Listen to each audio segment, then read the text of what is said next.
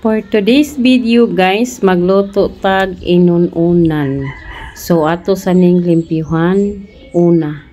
Ato na siyang kuhaan og hasang para dili lang para limpyo jud ang atong inununan karon sa Tagalog papaksiw. Ako lang ning gi-slice kay mas nindot tan-awon kung gagmay siya. Then managhugas mga katamsi. So yan mga katamsi, kay man naman nag-andam na to atong isda, man na maghugas, so karon atong andamon ang atong lamas. Sama sa sili espada or sili haba para may kunting sipa ang atong inununan mga katamsi. Butangan nato sibuyas bombay, ahos, o luya. Importante ang luya mga katamsi kay dagdag humot sa tong inununan. Karon butang ko og tamatis mga katamsi.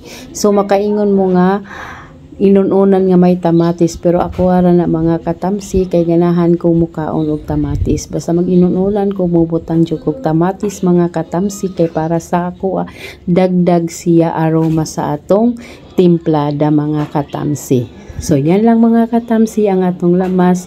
Grabe siya kasimple lang. Lutong pang Pinoy mga katamsi. Lutong pang Binisaya. So yan mga katamsi, ato nang ibutangan og magic sarap. Then butangan natog asin. Then suka.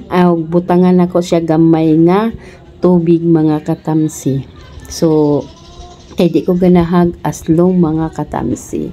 So yan lang mga katamsi, inani lang ko kasimple magluto og inununan pang Binisaya. So yan mga katamsi, karon ra ba mo kakitag inununan na may tamatis. So ako sad mga katamsi, akong nadak-an mag-inununan walay tamatis.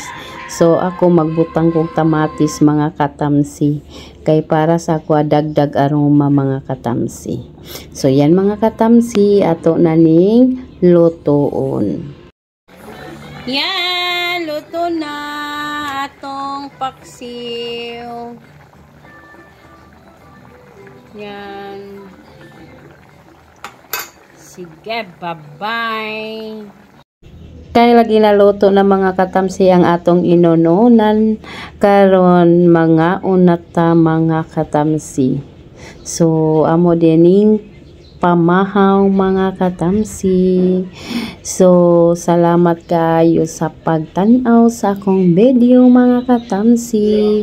God bless sa ating lahat and bye-bye.